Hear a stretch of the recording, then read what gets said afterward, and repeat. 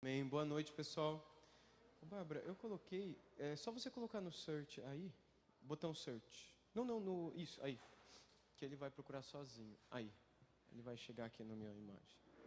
Aí, obrigado. Muito bom estar aqui com vocês, pessoal, e de um modo especial para tratar de um tema que tem a ver com a nossa cosmovisão cristã. Quando a gente para pensar a respeito, aconteceu um acidente aí.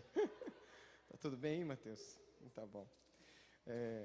Quando a gente para pensar sobre ser do mundo, ser de Deus, nós estamos lidando com uma questão que se chama cosmovisão. E eu não sei se você já lidou com essa palavra, é bem provável que sim, pela idade que todos vocês têm aqui, a maioria de vocês aqui tem, alguns talvez na faculdade já, outros estudando alguns temas relacionados. O próprio livro que eu ouvi aqui há pouco, que vocês vão estudar daqui a algum tempo, é o Evangelho no Trabalho, já sábado que vem? É isso? Muito bom. Tem tudo a ver com esse tema, porque nele o autor ele trata justamente sobre como nós desenvolvemos uma visão de mundo sobre o trabalho baseada na palavra de Deus. Cosmovisão literalmente significa isso. Seria ter uma visão sobre as coisas desse mundo, cosmovisão, não é? Mas que tenha como fundamento a palavra de Deus. Quando nós pensamos em cosmovisão, gente, todo mundo tem uma cosmovisão relacionada a tudo. Todo mundo tem uma visão sobre tudo. E essa visão, ela é herdada seja pelos pais que a gente teve ou não teve, seja por amigos, por professores que nos marcaram na escola, por algum filme ou, sei lá, livro, alguma coisa que a gente leu e que nos marcou e que moldou o nosso jeito de pensar. Então, tipo, se a gente fala de um assunto como aborto, cada um tem uma opinião, mas foi formada por alguma coisa que leu, viu em algum lugar, ou ouviu em algum lugar. Casamento homossexual, a mesma coisa. Eutanásia e tantos outros temas éticos do nosso tempo, né? Qual é a nossa cosmovisão com relação a tudo isso? Ideologia de gênero, a questão de gênero mesmo, toda essa questão que tem sido discutida de uns poucos anos para cá, relacionada à sexualidade humana. Teria o ser humano sexo e gênero, ou teria ele apenas sexo e gênero é aquilo que ele quer ser, ter quando ele crescer, não é? Então toda essa confusão com relação a próprio casamento mesmo. Casamento é um homem e uma mulher, ou um casamento pode ser um homem com duas mulheres, como propõe um advogado de Brasília, como uma proposta de lei para alguns deputados, baseado em um casal de Brasília, um casal, é um cara com duas mulheres, eles querem regularizar uma união poliafetiva. E há projetos já relacionados à regularização de relacionamento com crianças, aquilo que a gente chama de pedofilia, mas que alguns acham que que não tem nenhum problema. Quando a gente vai dar resposta para tudo isso, a gente tem que ter uma resposta que seja baseada naquilo que a gente acabou de cantar, a mente de Cristo. Se a gente quer ter uma resposta cristã, então nós temos que ter a mente de Cristo para coisas que não são tão consideradas cristãs, que às vezes são consideradas seculares. E tipo, isso daí não tem nada a ver comigo. Eu sou cristão, minha vida é com Deus, eu oro, leio a Bíblia e canto, faz-me um servo para a sua glória. Mas com relação a eutanásia, eu sei lá, qualquer coisa que o povo decidir aí, ou por exemplo, essa questão de gênero, ou se quiserem regularizar a pedofilia ou outras questões, eu não me envolvo com isso. A minha vida espiritual é eu e Deus, sou eu e Deus, e essas questões todas são de outro cunho, são de outra esfera. Será que realmente a gente pode fazer uma separação? Ou será que nós podemos ter uma visão de mundo e de tudo que acontece nesse mundo que seja cristã? Por exemplo, quando se fala de política é a mesma coisa. Políticas públicas, eleições, etc. Então, eu vou dividir o meu tempo aqui com vocês em dois. Primeira parte, a gente vai fazer uma reflexão bíblica sobre o tema. E é uma reflexão, de fato, não é um sermão, eu acho que não chega nem a ser um estudo bíblico, mas uma reflexão sobre esse assunto com vocês. E depois eu quero ter uma conversa aberta com vocês sobre o tema, e aí vocês fiquem à vontade para fazer pergunta, e nesse ponto, e naquele. Se vocês quiserem, a gente pode ter um tempo aqui de perguntas e respostas, e um tempo mais livre, tá bom? Para interagir. Muito bem, eu quero começar lendo um texto da palavra, que é o texto de Efésios, capítulo 1, versos 9 e 10, onde nós lemos o seguinte: Ele nos revelou o mistério da sua vontade, segundo o seu propósito, que Ele apresentou em Cristo de fazer convergir nele, na dispensação da plenitude dos tempos, todas as coisas, tanto as do céu como as da terra. Esse versículo 1 de Efésios, ele está dentro daquele capítulo de adoração. Em Efésios capítulo 1, o apóstolo Paulo fala o tempo todo sobre a graça de Deus que o salvou e que o trouxe para uma vida de santidade, que o trouxe para ser um vaso nas mãos de Deus que o glorifiquem o tempo todo e em todas as coisas. Ele fala sobre como ele estava perdido, isso já no capítulo 2, mas no 1, ele já lembra isso, porque ele fala de como o Senhor pensou nele, o escolheu antes da fundação do mundo, para que ele pudesse ser santo, irrepreensível, e pudesse andar na presença de Deus, e Deus o amou, e o transformou em alguém que pudesse ser para o louvor da glória de Deus. Esse é o propósito da nossa vida nesse mundo.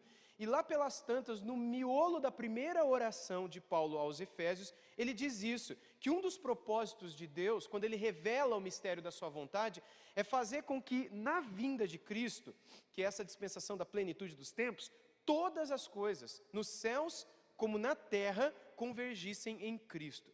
Então esse é o primeiro ponto. Então você tem que prestar muita atenção nisso daqui, porque tudo faz sentido quando nós pensamos na pessoa de Jesus.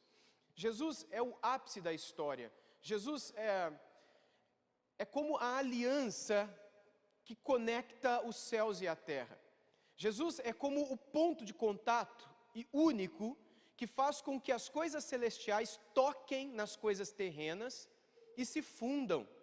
De modo que em Cristo já não há mais coisas celestiais nem coisas terrenas. Quando o apóstolo Paulo escreve que ele faz convergir nele todas as coisas, que todas as coisas são essas? Bem, as coisas que estão na terra, somos nós é que somos da terra. Nós somos feitos do pó da terra. E quando a gente se converte, nós somos atraídos a Jesus, nós estamos ligados a Jesus, nós somos conectados a Jesus, nós estamos convergidos a Jesus. Mas não morre ali, porque quando Jesus vem, Ele traz todas as coisas celestiais com Ele. Ele abre um caminho para o céu, Ele abre a nossa visão para as coisas celestiais. E em Cristo, nós temos a impressão de que não existam duas vidas. Bom, aqui a gente tem que já começar fazendo uma distinção. O próprio cartaz que nos convidou para esse encontro, talvez suscite uma confusão nessa questão. Porque quando nós pensamos em dois caminhos, a possibilidade de nós termos duas escolhas, essa é uma possibilidade apenas que existe antes da nossa conversão. Só antes da conversão é que a gente tem o caminho largo, como Jesus ensinou, e o caminho estreito. O caminho daqueles que estão salvos, o estreito, e o caminho largo dos que estão perdidos. Existem dois caminhos. O próprio Senhor Jesus disse que, dependendo do tesouro que a gente guarda no coração, isso demonstra em que caminho a gente está. E que existe um caminho cujo final é o céu, mas para passar por ele é difícil e apertado. Existe um outro caminho que é fácil, largo, tranquilo e bom, mas o final dele é destruição. Então, antes da conversão, há dois caminhos, dentro dos quais toda a humanidade hoje está. Mas após a nossa conversão, não existem mais esses dois caminhos. Uma vez que nós estamos em Cristo, nós estamos no caminho, na verdade e na vida. O problema é que quando a gente já está no caminho, a gente é tentado a sair do caminho, não é? Mas eu vou fazer uma perguntinha para vocês agora. A gente sai do caminho? Se você é alguém que realmente se converteu, depois que a sua vida está entregue a Jesus, você sai de Jesus? Isso é uma coisa para a gente pensar. Nós nunca mais saímos do caminho. Nós podemos nos desviar do caminho, mas o ponto é que Cristo sempre, pelo Espírito Santo dele que está em nós, nos atrairá para esse caminho. É isso que se chama a perseverança dos santos, que é uma outra doutrina, que é a graça do Espírito de nos lembrar do nosso pecado, de nos lembrar das palavras do Senhor e de nos trazer de volta para o caminho. Mas sempre a gente vai voltar para o caminho. Agora, se a gente morrer fora no caminho, é porque nunca no caminho nós estivemos. Mas uma vez que a gente conhece o caminho, a verdade e a vida, o caminho nos liberta do império das trevas. E já não há mais condenação para aqueles que estão em quem? Em Cristo, que é o quê? O caminho. Então, quando nós estamos em Cristo, nós temos só um caminho. O problema é que aqui existe muita confusão com relação à possibilidade de nós estarmos em Cristo, mas nós temos a possibilidade de fazermos coisas que são de Deus e coisas que são do mundo. Nós todos estamos no caminho, mas aí a gente desenvolve uma vida espiritual e, por outro lado, a gente desenvolve uma vida sagrada. Qual é a vida espiritual? É aquela que a gente vive quando a gente está na igreja. A vida com Deus, a vida espiritual. Aquela quando a gente está orando, aquela quando a gente está lendo a Bíblia, quando a gente está cantando uma música espiritual, quando a gente está ouvindo um CD espiritual, ou quando a gente está assistindo uma série no Netflix, tipo a Bíblia.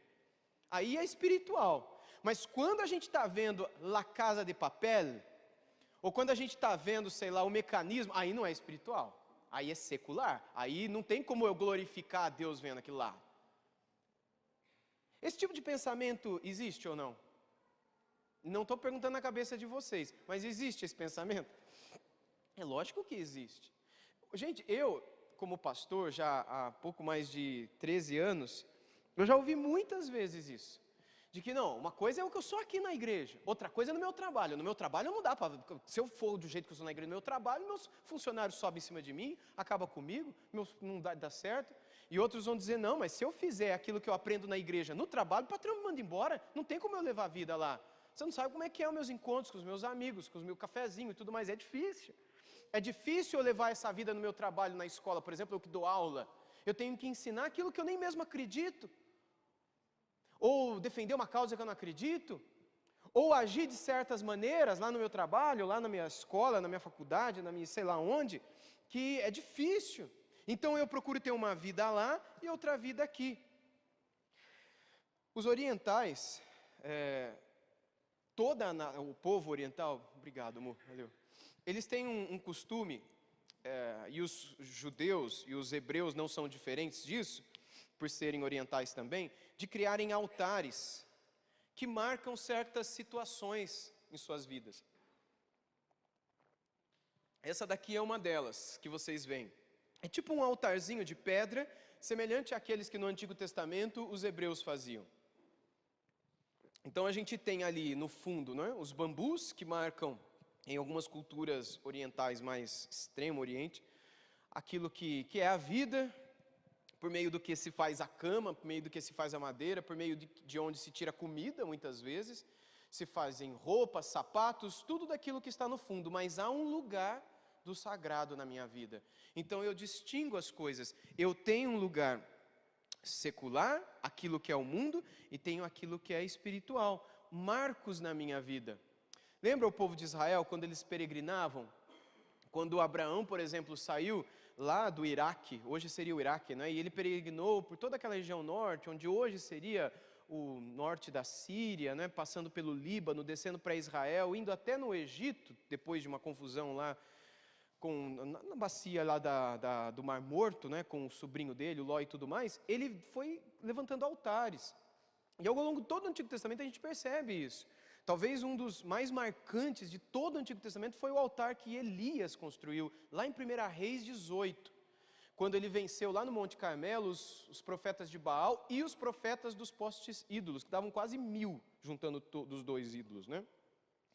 E depois que ele assim o fez... Antes, na verdade, de Deus fazer cair fogo do céu e consumir o holocausto em cima do altar que ele construiu, ele pegou 12 pedras. Lembra da passagem? E com aquelas 12 pedras simbolizando todas as tribos de Israel, o povo de Deus naquele tempo, ele colocou uma oferta ali e ele fez um desafio com aqueles sacerdotes pagãos de um ídolo falso, de um Deus falso, e os sacerdotes daquele Deus pagão clamaram do nascer do sol até mais ou menos o meio da tarde e nada aconteceu. E o desafio foi, o Deus que mandar fogo do céu primeiro, um raio, qualquer coisa, esse é o Deus verdadeiro. E toda a nação de Israel adorava a Baal. Toda a nação de Israel, nesse tempo, século 8 a.C., por conta de um casamento político que o Acabe, que era o rei na época, fez com os reis do norte, Tiro e Sidom. Ele estava fazendo um monte de coisa errada, Deus estava fora da nação, e eles estavam correndo o risco de perder a nação, e aí ele começa a fazer parcerias políticas, jogadas políticas, e uma delas foi, vou casar com a filha dos reis de lá, porque eles vão defender, a filha dele vai morar aqui, e aí ele casa com a Jezabel. Quando a Jezabel vem, ela destrói todos os altares, ela destrói todos os profetas, mata os profetas a fio da espada, e ela mesma, uma sacerdotisa, além de ser tudo de ruim que se possa imaginar, ela traz vários sacerdotes de Baal. E o reino do norte, que era composto de mais ou menos 10 tribos nesse tempo, todo ele praticamente era adorador de Baal. Foi o pior período da história de Israel no Antigo Testamento. a ponto de Elias, o profeta Elias, achar, e ele disse isso para Deus, que não tinha mais nenhum profeta vivo em Israel, todos tinham sido mortos. E o que o Elias faz? Ele faz um altar semelhante a esse. E Deus faz cair o fogo em cima do altar dele. E todo o povo renova a sua aliança com o Senhor. Todos os falsos profetas e sacerdotes são mortos. E aí a história se desenrola e é outra história, não é? Mas essa cultura de se estabelecer altares é o que nos lega a ideia de que existam lugares, momentos espirituais, momentos não. Então, por exemplo, se eu tenho um templo lá em Jerusalém, e daí muita gente também confunde, eu tenho um santo dos santos, eu tenho um altar, então ali está o meu local sagrado, o resto não. O que eu faço em Belém, o que eu faço em Betânia, o que eu faço em Jericó, o que eu faço lá no Rio de Janeiro, aí não. Mas o que eu faço lá no templo em Jerusalém tem que ser espiritual. Agora, existe essa divisão entre aquilo que é espiritual e aquilo que é sagrado? Existe algum tipo de vida espiritual e algum tipo de vida mundana? Ou seja, por espiritual, entenda tudo aquilo que a gente faz em oração. Por exemplo, você vai comprar um carro, se você ora antes, você vai fazer um emprego, você vai fazer uma viagem, você vai casar, tudo isso, tudo que você faz em oração é tido como algo espiritual. Secular é aquilo que você faz sem orar. Tipo pegar o teu carro e vir para cá hoje à noite. Você nem pensou, porque você acha que você entraria no carro, ia ligado, a partir de chegar aqui, tudo de boa. Você não precisa orar para isso. Esse tipo de separação, agora eu estou precisando, agora a gente tem que orar. Vamos mandar um zap para o Ministério de Intercessão da igreja, porque agora precisa de uma oração forte. E oração forte na igreja é com o pastor. Quem que é o da oração forte aqui? O Elionai? Nossa, foi quase conselho. Eu não sabia disso, mas tudo bem. Então vamos ligar para o Elionai, né? Agora, de onde vem essa visão? De onde vem essa separação? Vem justamente da nossa própria falta de cosmovisão, de que não existe essa separação e de que toda a nossa vida deveria ser espiritual. Perguntinha básica aqui para vocês: qual é a palavra espiritual no Antigo Testamento? Vocês sabem? Aliás, quantas vezes a palavra espiritual aparece no Antigo Testamento? Vocês sabem? Existe essa palavra espiritual em hebraico? Para que vocês estudaram hebraico, né? E aí? Gente, é algo que me é surpreendente ao estudar sobre esse tema, é que no Antigo Testamento não existe a palavra espiritual. Vocês sabiam disso? Essa palavra não existe. De Gênesis, pensa nisso, na época que Jesus esteve aqui na Terra, a Bíblia que ele tinha era Gênesis a Malaquias, certo? Era o Antigo Testamento. Não há uma palavra sequer que aponte para, vivam uma vida espiritual. Por que razão será? Vocês conseguem imaginar? Porque para eles, tudo nessa vida deve ser espiritual. Não deve haver separação. Como é que foi o ministério de Jesus? Pensem comigo. Ele só pregou e orou? Jesus era alguém espiritual, gente? Todo mundo concorda com isso. E o que Jesus fez? Ele só pregou e orou o tempo todo, né? Ficou fazendo jejum e oração e pregando o tempo todo. Ou ele fez outras coisas também? Vocês concordam que ele fez outras? O que mais que Jesus fez além de orar e pregar? Jesus ia para a festa. A gente sabe que ele era muito festeiro, né? Ele ia jantar na casa de amigos, ele era convidado para jantar na casa dos outros, jantar de conhecidos, na casa de estranho. Jesus de vez em quando ia jantar com prostituta e bandido e ladrão corrupto, né? Político corrupto. Tipo aqueles publicanos que roubavam do povo, tiravam do povo mais do que os impostos da época permitiam. Sim, Jesus fazia tudo isso. Jesus foi conversar com pessoas que estavam trabalhando. E Jesus, quando estava conversando com eles, ficou falando sobre coisas espirituais, ou ele falou de qualquer coisa? Jesus ia na festa de casamento dos outros, tipo com o pai e com a mãe. É tipo você, um jovem solteiro, Wesley, até onde eu sei, né? Aí o pai e a mãe vai no casamento, ele vai junto. O que tem de espiritual para o Wesley comer e beber no casamento? É espiritual o Wesley decidir ir comer e beber no casamento de alguém? Para muita gente fala, não, isso não. Espiritual é se o Wesley dissesse não, porque ele tem um culto ao Senhor para fazer com os jovens lá na igreja. Então o culto ao Senhor nos jovens é espiritual. Mas e na festa? Lá ele pode ser outra coisa. Lá se ele quiser relaxar, fazer coisa que não deve, ele está lá, entende? É outro ambiente, é outro lugar. Lá ele não vai orar, né, gente? Lá, se ele tiver que falar de Jesus, ele não vai falar de Jesus, porque ele vai falar para vir na igreja, ele vai dar o dia e vai dar o horário. Mas como é que era na vida de Jesus? Jesus pagou impostos? Jesus se preocupou em pagar imposto? Em que momento? Quando ele falou para Pedro, vai lá e pesca um peixe, o primeiro peixe que você pegar vai ter 2 moedas, 2 estáteres, 2 estáteres. E aí você vai e paga o seu imposto e o meu. Ele tinha preocupação até com o imposto de renda da época. Agora, o que isso é espiritual? Isso é espiritual? O ponto é o seguinte, para Jesus, não havia nada que não fosse espiritual. Tudo o que ele fazia era espiritual, porque ele conecta, como eu disse no início, que a gente leu lá em Efésios, todas as coisas nos céus e na terra. E nele não há como nós separarmos essas duas coisas. Então, por exemplo, profissão. Profissão é uma coisa espiritual? Para pensar, será que a sua profissão, a Letícia é fisioterapeuta, o que isso tem de espiritual? Né, Débora? O que tem de ser espiritual para tratar de biologia? Bom, aí tem um pouco mais, né? Agora pensa nessas outras coisas, né? O Wesley lá. Enfim, cada um de nós com a sua profissão. A gente fica imaginando o que tem de espiritual você trabalhar, sei lá, num supermercado ou numa clínica de médico. O que tem de espiritual nisso? Aparentemente não tem nada de espiritual. Mas quando nós paramos para pensar na vida de Jesus, a vida dele foi toda espiritual. E o seu trabalho, o seu entretenimento, os seus sermões, o culto que ele fazia, os estudos, a festa do casamento, tudo isso também deveria ser espiritual na nossa vida. Se nós estamos seguindo a Jesus. Lembra daquele versículo que o apóstolo Paulo escreveu lá em 1 Coríntios capítulo 10, verso 31?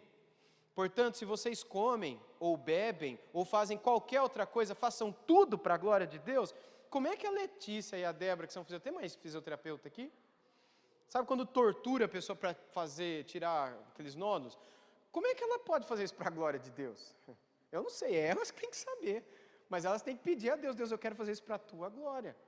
Então abençoe esse meu paciente, fideliza, né, para ele voltar aqui mais vezes. Eu não sei, alguma coisa, mas a ideia é que tudo o que eu fizer, eu preciso fazer pensando na glória do Senhor e dizendo a Ele, Deus, eu quero te glorificar por meio dessa ação. Eu não sei o que vai acontecer no meio, eu não sei o que vai acontecer no curso da minha negociação, da minha venda, da minha, sei lá, resolução de um problema, da cobrança que eu vou fazer. Eu não sei o que vai acontecer no meio dessa prova, no meio desse curso, no meio dessa faculdade. Eu não sei o que vai acontecer, mas eu quero que tudo seja para a tua glória. Então, guia a minha vida, me enche com teu Espírito, lava os meus olhos e permita que eu veja a beleza que é viver uma vida santa.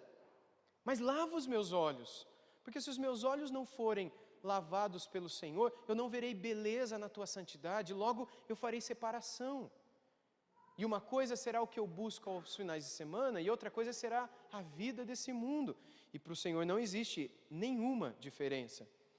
Portanto, nós devemos administrar em nossas vidas cada um desses pontos, pessoal. Primeiro, jogos que envolvam ética. Será que os jogos podem ser algo que também deveriam ser algo que nós também fazemos de um modo espiritual? Se eu vou jogar futebol, como é que eu jogo futebol para a glória de Deus? Como é que eu jogo vôlei? Como é que eu jogo xadrez? Como é que eu jogo videogame para a glória de Deus?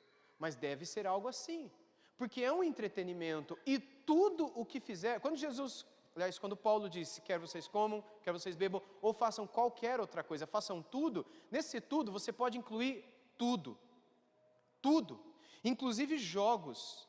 E você deve notar se o que você joga não envolve algo que fira valores de Deus. Por exemplo, jogos que envolvam conotação sexual. Jogos que envolvam outras conotações que não são meramente lúdicas, mas que envolvam certos padrões e certas coisas que você sabe que te levará mente de Cristo. Não, vai te levar para outro lugar a tua mente. Você tem que considerar, deixar aquilo lá, mas está todo mundo falando e jogando. E daí que até o pastor está jogando? O pastor vai para o inferno por causa daquela porcaria. Porque talvez ele não tenha a mente de Cristo, por isso ame aquele tipo de padrão. E joga sem nenhuma preocupação ética, nenhuma. Será que é certo isso? Será que eu posso fazer distinção? Uma coisa é o que eu faço quando eu estou cantando para o Senhor. Outra coisa é o que eu estou fazendo na hora que eu estou jogando GTA. Será que tem como dividir? Tem ou não, pessoal? Bom, pode ser que tenha como eu jogar. Eu nunca joguei GTA, eu não sei por que eu falei GTA. Mas tudo bem. Imagine um jogo qualquer. E você está metido naquilo lá. E beleza, você está metido naquilo lá. Você está jogando aquilo ali. E talvez você seja tentado a fazer certas coisas ali, que talvez possam ferir certos princípios éticos, que vão manchar os seus olhos, e que te impedirão de ver a beleza da santidade. Você deve continuar? Propostas indecentes, que talvez você receba no trabalho. Propostas imorais, que talvez firam os valores de Deus na sua vida. Na escola, um professor, um curso, um patrão, alguém na vida que te propõe alguma coisa. Como é que eu posso decidir alguma coisa sem antes orar ao Senhor? Eu posso fazer isso? Eu não posso fazer isso. Porque as decisões que eu tomo na minha vida, na minha carreira, elas devem também glorificar a Deus. Lembra, carreira tem tudo a ver com Deus. Casamento tem tudo a ver com Deus. Teu caráter tem tudo a ver com Deus. Portanto, lembra desses 3 Cs? Carreira, caráter, casamento. São coisas que, via de regra, os cristãos hoje em dia separam de sua vida espiritual. Não, minha carreira não tem nada a ver com a minha vida espiritual. Faça eu o que fizer, importante eu estar na igreja no final de semana. Não. Casamento, também não importa com quem eu casar. Caráter, não. Isso é tão sério, gente. É tão sério. E a gente ouve tanto de gente que se diz cristã, que é membro de igreja, mas que dá um mau testemunho horroroso no trabalho, na maneira como trata as coisas, na maneira como quer passar à frente de pessoas, na maneira como quer aproveitar situações para ganhar mais, alcançar posições e depois dizer, ó Deus seja glorificado que eu fui promovido na empresa. Não, você foi promovido na empresa, mas foi rebaixado no reino de Deus, nos olhos de Deus. E a gente acha que certas coisas nos são dadas pelo Senhor, quando na verdade, por nós deixarmos o Senhor e nos envolvermos com propostas e princípios e valores que não são de Deus, na verdade nós estamos nos afastando do Senhor. Uma hora essas escolhas cobrarão o seu preço.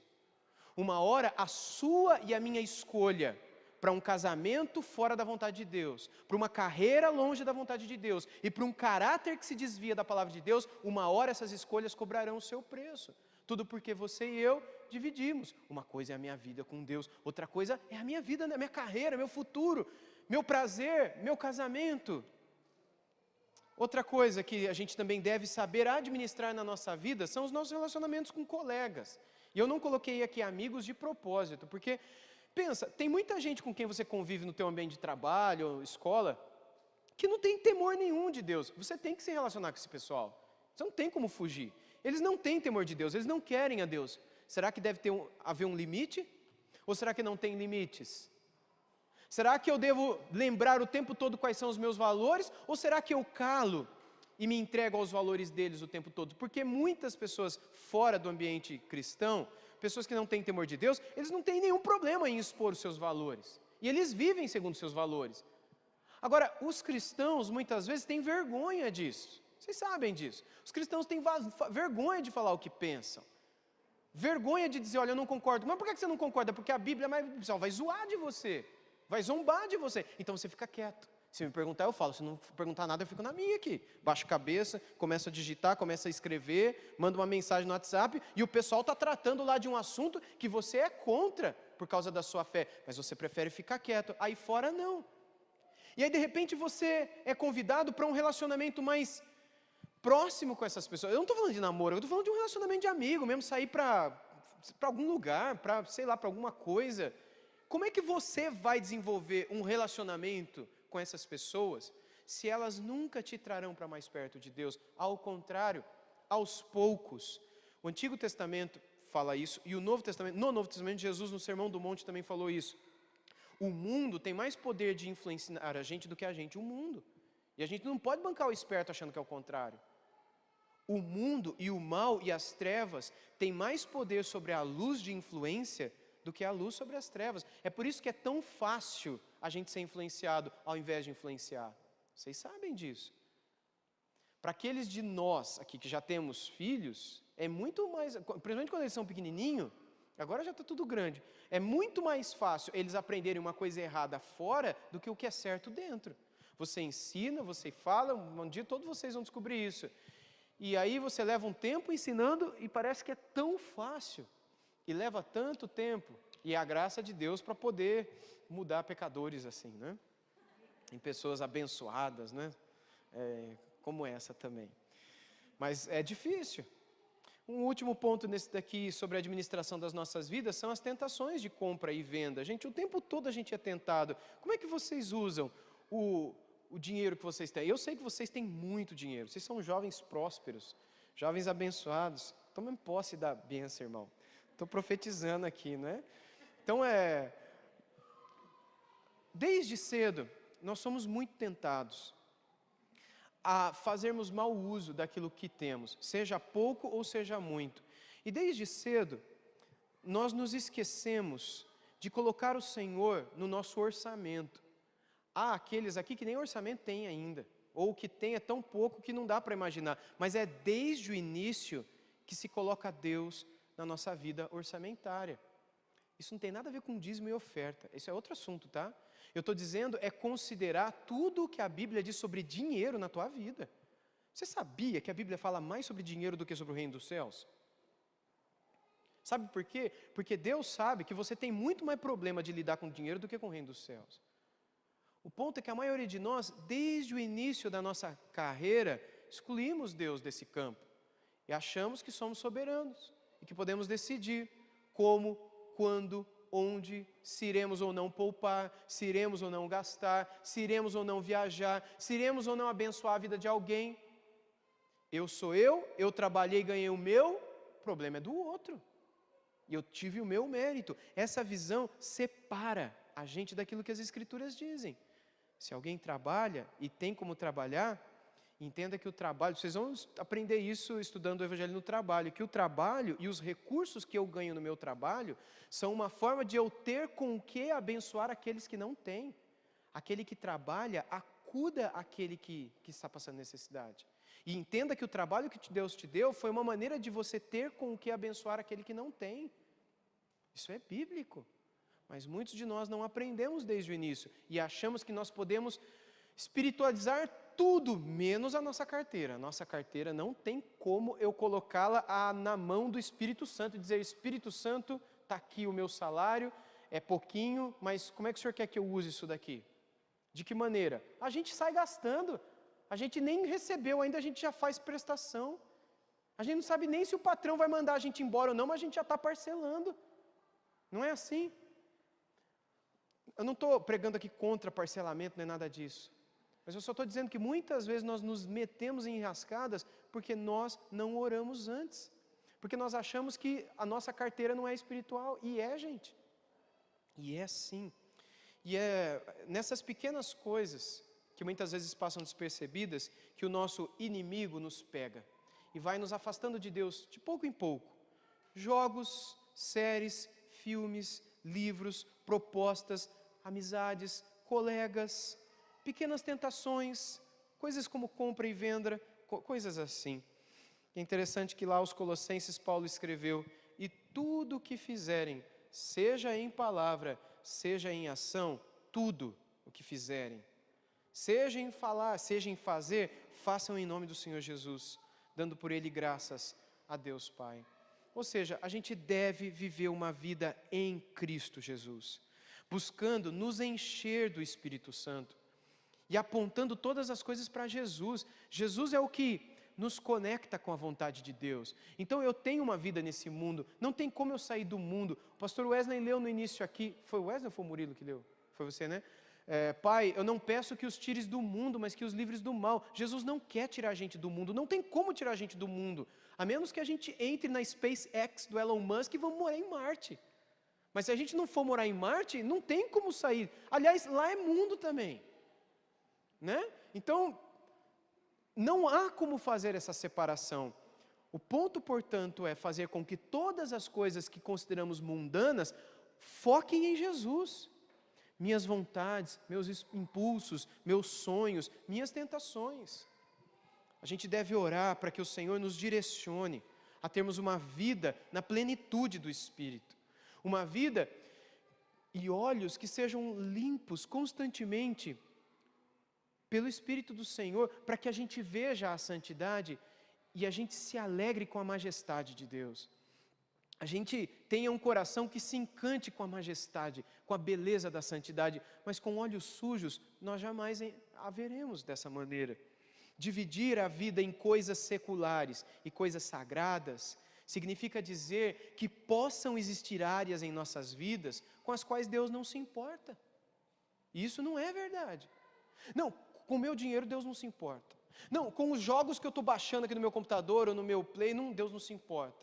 Com os aplicativos que eu uso no celular, com o que eu frequento na internet, isso Deus não se importa. Será que existem áreas na sua vida com as quais Deus não se importa? Será que Deus não se importa com a sua carreira? Será que Deus não se importa com o seu casamento, com o seu futuro? Será que Deus não se importa com o seu caráter, com aquilo que você faz no teu trabalho, na tua escola, na tua faculdade? Ou será que Ele se importa com todas essas coisas? Porque se há uma área da qual Deus fica de fora, significa que para você, Deus não se importa com aquilo. E isso é criar um outro Deus na tua mente. E o nome disso é idolatria. Eu quero encerrar citando um livro muito bom, que é esse livro aqui, Garden City. Ele não está traduzido para o português ainda, mas é tipo do jardim para a cidade. O que acontece desde o Éden até a Nova Jerusalém? E o autor é vai aparecer o nome dele ali embaixo. Ele não é muito famoso, né? Mas é um cara muito bom. Parece aí, cara. John Mark Comer. É um pastor lá dos Estados Unidos, e ele tem vários livros escritos. Você pode encontrar esse livro na Amazon. Ele escreveu: procure pela palavra espiritual de Gênesis a Malaquias, a Bíblia usada por Jesus. Você não a encontrará. Por quê? Aqui esse porquê deveria ser separado, né? Porque na cosmovisão hebraica toda a vida é espiritual. Guarde isso com você. Se você tiver que lembrar de uma coisa de tudo que eu falei, guarde essa frase. Tudo em nossas vidas deve ser espiritual. Portanto, as músicas devem ser espirituais. Isso significa que a gente só pode ouvir música gospel? Não. Porque há músicas que não são gospels, mas que podem nos conduzir a uma reflexão ou a um estado de alegria nos quais a gente glorificará a Deus. Por exemplo, eu hoje gosto muito de ouvir música clássica, gosto muito de ouvir jazz, por conta do arranjo da construção. Tem alguns que são ruins, horríveis, mas tem alguns que, a hora que eu termino, eu paro e falo: Deus, esses caras não são crentes. Mas é impressionante o que eles fazem. Tem um tecladista, sou tecladista, que para mim é o maior tecladista hoje do mundo, que é o Corey Henry, é um americano. E ele tem uma banda na Snarky Puppy, não sei se vocês já ouviram falar dessa banda. E é uma banda de jazz, e hoje em dia ele tem uma outra banda, né? Mas nessa Snarky que ele ficou famoso. Não é uma banda cristã, mas eu particularmente ouvindo, eu glorifico a Deus em toda a música. Já aconteceu vezes de eu ir a um teatro ver apresentação de violão, orquestra de violão. Uma vez até o irmão do Jonatas, lá de Manaus, que é um maestro lá do Amazonas, eu estava lá com a minha família, ele nos convidou e a gente foi ver uma orquestra de violões tocando peças clássicas só com violão. Eu não sei se todo mundo estava ali era crente. O irmão do Jonatas é crente, mas eu não sei o resto. Mas eu glorifiquei a Deus ali. Sabe, certos filmes, certos livros, certas histórias, certas coisas que a gente vê, que a gente ouve, que a gente fala: meu Deus, sabe essas crianças prodígio que tocam violino, tocam violoncelo, tocam piano e não são cristãs? Sabe o Dorflex, que você toma e a dor de cabeça passa? O cara que inventou o Dorflex não era cristão. Sabe, é a capacidade que você e eu desenvolvemos de glorificar a Deus em todas as coisas e em todos os lugares. Porque se nós não desenvolvermos essa cultura, nós acharemos que existe música que é de Deus, existe música que é do diabo. Existe filme que é de Deus, por isso que eu só assisto Prova de Fogo, Desafiando Gigantes, qual que é o do carro lá? Quarto de Guerra, só isso que eu assisto. Senhor dos Anéis está amarrado, né? E outras coisas mais. Vingadores também, imagina assistir Vingadores. Ódio, sangue, morte, violência, vingança. Que é isso, cristãos, não é? Agora, é possível você ter divertimento e ainda assim glorificar Deus? É possível. É errado você fazer uma refeição e você comer e glorificar a Deus? Não, não é. E é possível? Sim, é possível. É possível você ter um momento de diversão, de brincadeiras, glorificando? É possível. Desde que ao final daquele momento de lazer, você agradeça a Deus. Tanto por você ter estado ali, quanto por você ter, depois que você saiu dali, por você ter vivido aquele momento com pessoas que temiam a Deus também. Glorifique a Deus por algo que te fez sentir bem. Porque se você não fizer isso, você vai glorificar aquilo que te fez bem. Você vai glorificar o filme, você vai glorificar o artista, você vai glorificar a pessoa. Você tornará aquilo que te trouxe satisfação um Deus para você. Mas para que você possa trazer todas as coisas redimidas a Cristo Jesus, faça tudo, mas faça para a glória de Deus. Agora, há coisas que Deus diz, não faça, não vá, não viva. Portanto, nessas não é possível que glorifiquemos ao Senhor. Em outros campos, em tudo é possível que o glorifiquemos. Mas para que consigamos fazê-lo, é necessário que nós busquemos uma vida plena do Espírito Santo.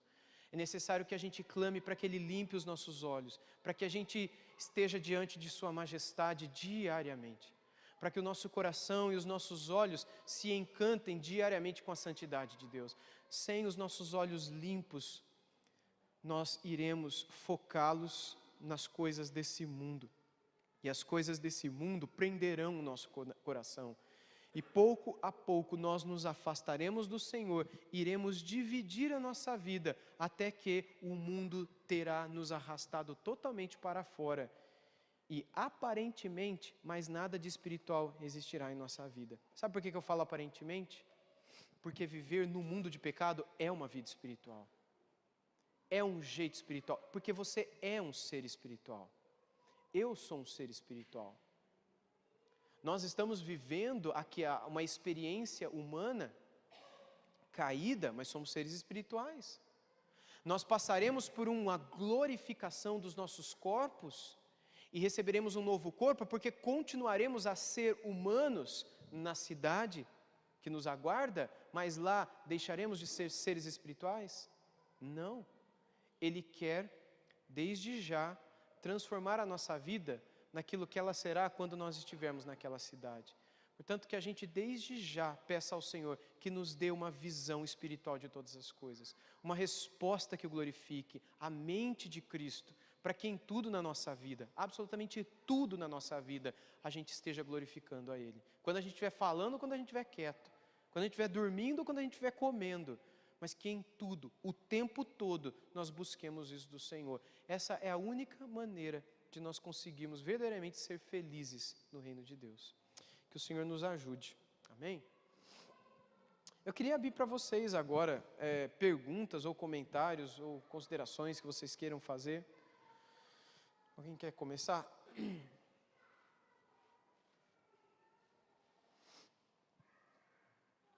Nem sei se vocês estavam esperando isso também, né? Sim.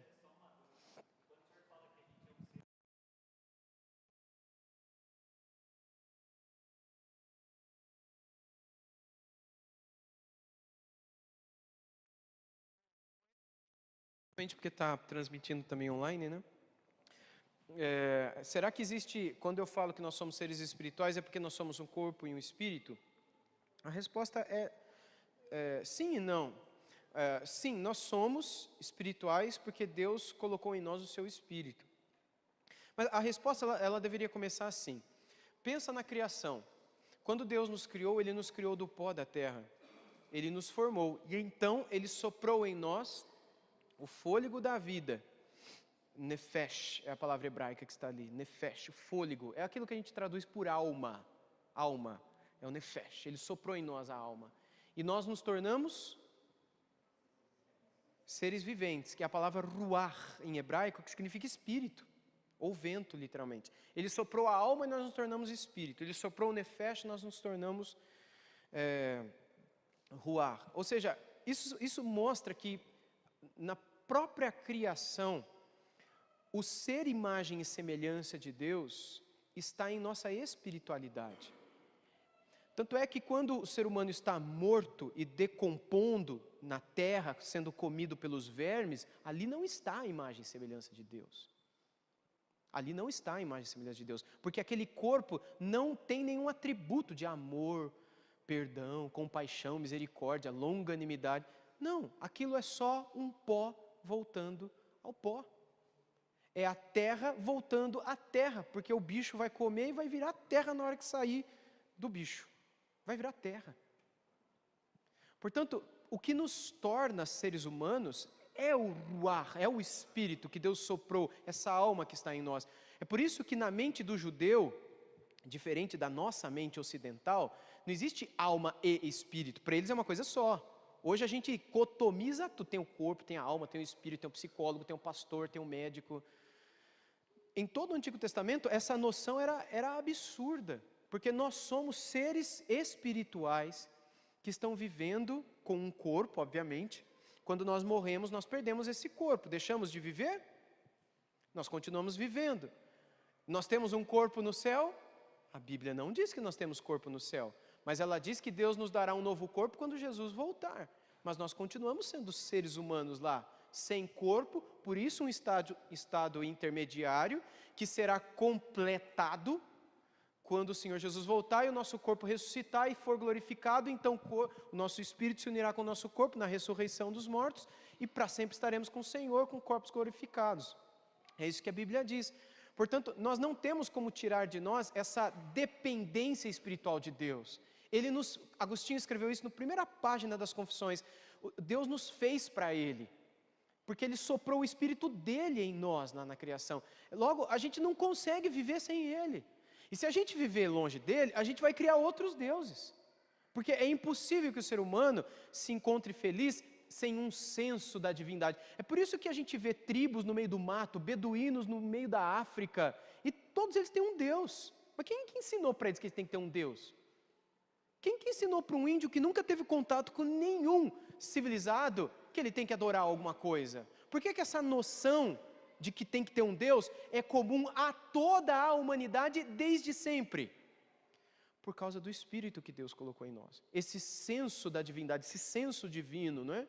Tem vários nomes que a Bíblia, a teologia usa, mas esse senso que está em nós, e que é esse, sabe o vazio interior? Que a pessoa que não tem Cristo, é um vazio dentro de mim, e eu vou para isso, vou para as drogas, vou para um relacionamento, me caso, tenho um filho, faço faculdade, mudo o cabelo, mas aquele vazio permanece dentro de mim. Aí quando eu me converto, parece que aquele vazio acabou. Por quê? Porque naquele vazio o que faltava era Deus. Blaise Pascal, o filósofo, ele escreveu isso. O coração do homem possui um vazio que é do tamanho de Deus. E Agostinho escreveu isso, que quando o Senhor nos criou para vós outros, e o nosso coração só descansa quando descansa em vós. Ele está na primeira página lá, né, das Confissões. Portanto, é só a conversão que traz paz para o ser humano, porque o espírito humano morto por causa do pecado, cauterizado, contaminado e condenado por causa do pecado, agora é purificado. Deus tira aquilo e coloca de novo o Espírito dele em nós, quando ele nos batiza com o seu Espírito na nossa conversão. Mas nós nunca temos como dizer, isso daqui não é espiritual, porque ele já nos fez, é de fábrica isso. A gente é espiritual. Portanto, qualquer coisa na nossa vida que não seja, é uma maneira de dizer, Deus não está aqui, Deus não se importa com isso. Né? Então a gente não pode fazer essa distinção. Sim.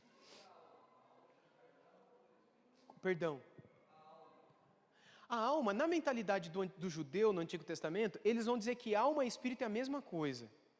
Aí no Novo Testamento, o autor de Hebreus vai dizer que a palavra do Senhor é mais cortante, não é? Que espada de dois gumes, capaz de separar juntas e medulas, a alma e o espírito, dando a impressão de que podem ser separadas as duas coisas. O ponto é que o autor do livro aos Hebreus, ele escreveu para os hebreus, que tinha essa ideia de que é inseparável. E os recursos literários gregos que estão presentes ali, eles mostram a figura de uma hipérbole, não é? Ou seja, a figura do impossível. O autor de Hebreus, que a gente não sabe quem é, ele está usando uma figura exagerada para até aquilo que é impossível deixando claro que é impossível separar alma e espírito, porque as duas coisas são uma coisa só.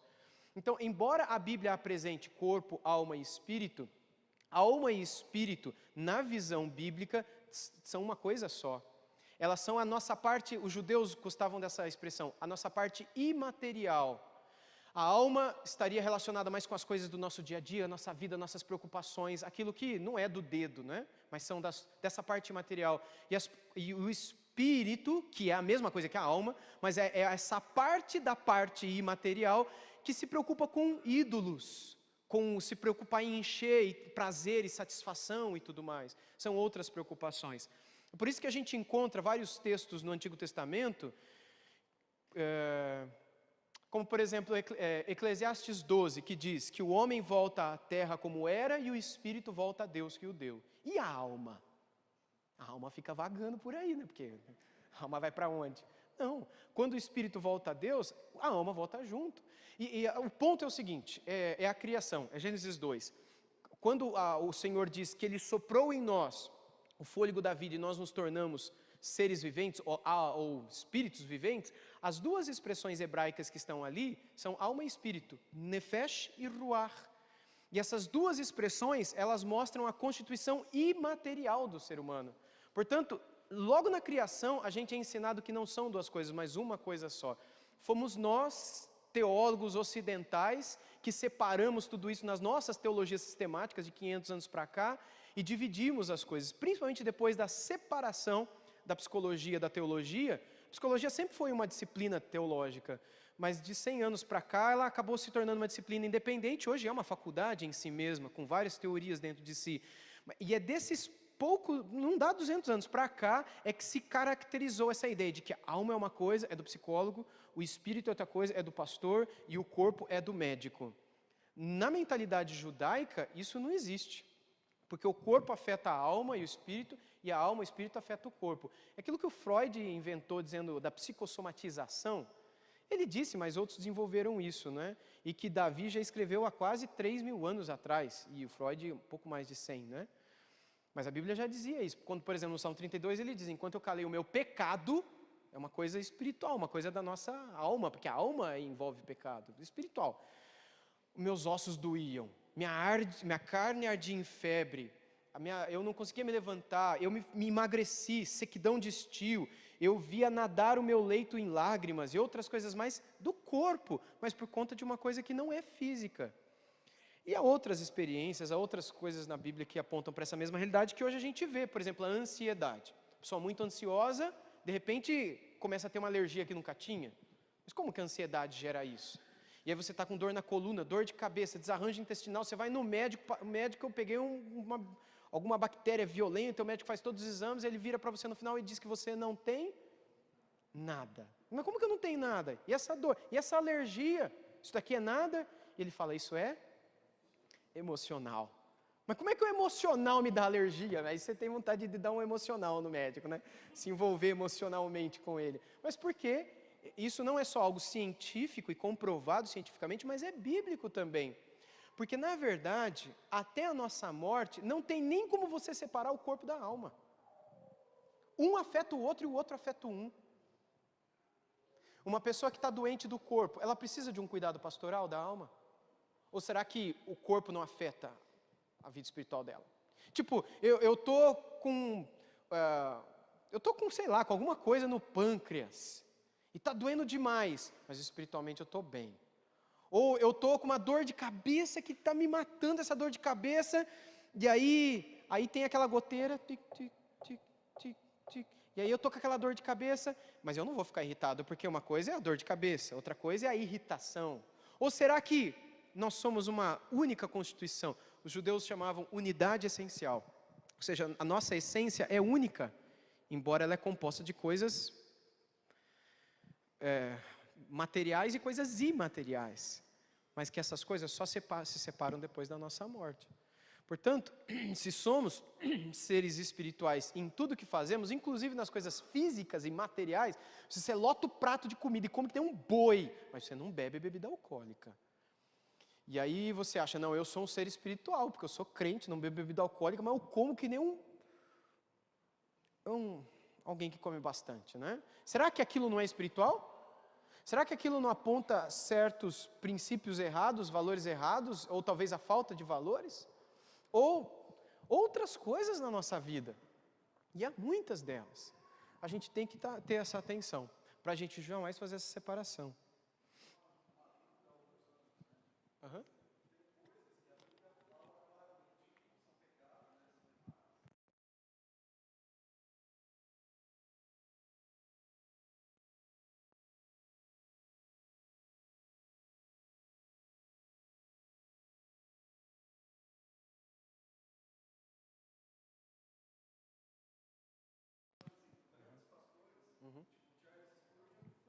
Oh.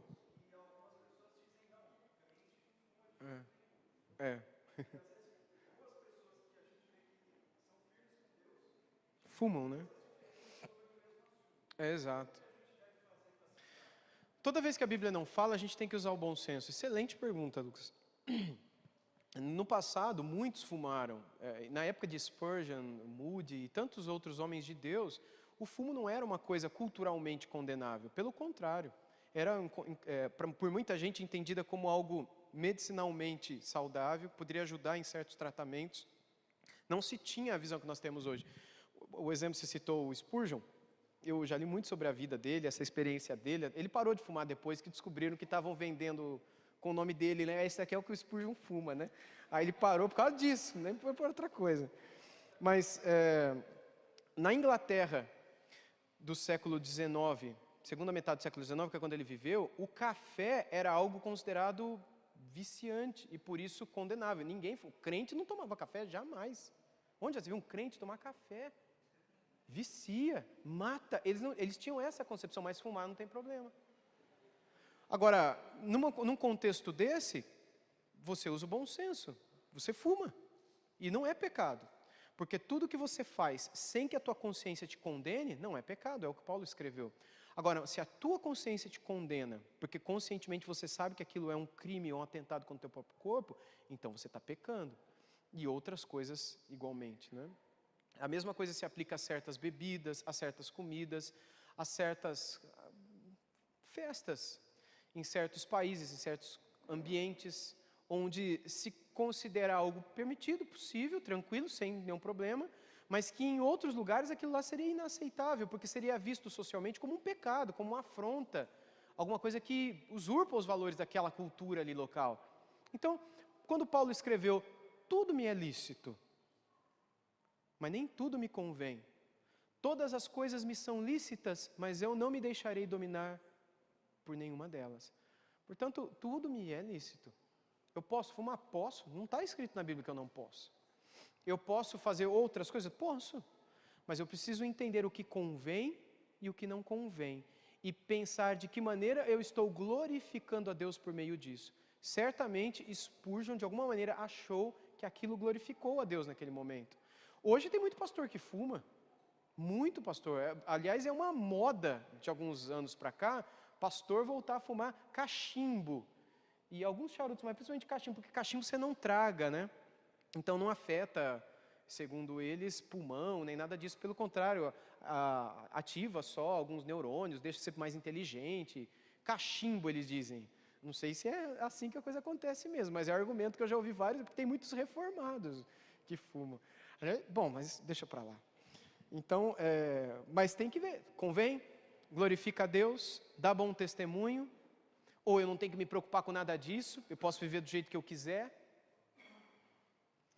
São coisas que a gente tem que parar para refletir. Portanto, tudo nos é lícito, mas nem tudo nos convém. Quando a Bíblia não fala, eu também não falo, mas uso o bom senso e vou até onde a minha consciência não me condena naquilo. Ok, bom. Mais alguém? Muito bem. Então, valeu, obrigado pelo convite aí para estar aqui falando com vocês. Deixa eu orar com vocês. Senhor bendito, muito obrigado por esse tempo. Obrigado pela oportunidade de a gente refletir sobre como deve ser a nossa vida nesse mundo e nos lembrarmos mais uma vez de que para o Senhor tudo deve ser espiritual na nossa vida. Senhor, lava os nossos olhos, limpa os nossos olhos, a nossa mente, limpa o nosso coração, para que a gente veja a majestade da Tua pessoa, a beleza da Tua santidade, e que o Teu Espírito Santo nos encha, Pai, que cada um de nós aqui busque a plenitude do Teu Espírito, a fim de que em todas as coisas nós venhamos a Te glorificar, seja no lazer, seja no entretenimento, seja no hobby, seja no momento de culto também, mas que em todas as coisas a nossa consciência esteja cativa a Ti, à Tua palavra, e que a nossa mente, Pai, seja transformada para que ela seja como a mente de Cristo, que conectou em si mesmo tudo que há no céu e o que há na terra. Nós que estávamos aqui perdidos, hoje temos acesso ao Senhor aí no céu, graças ao Teu Filho. Portanto, não deixa que a gente separe aquilo que o Teu Filho uniu, não deixa a gente divorciar aquilo que Ele juntou, mas que em todas as ocasiões e em todas as situações, nós vejamos Cristo, pensemos no Senhor e peçamos a direção do Teu Espírito para as decisões que a gente tem que tomar na vida. Sejam relacionadas, a Pai, à nossa carreira, ao nosso casamento, ao nosso futuro, nossos relacionamentos, decisões no trabalho, no estudo, colegas, nosso caráter. Nos encha com Teu Espírito, Senhor, para que em tudo a gente Te glorifique. Em nome de Jesus. Amém, Pai.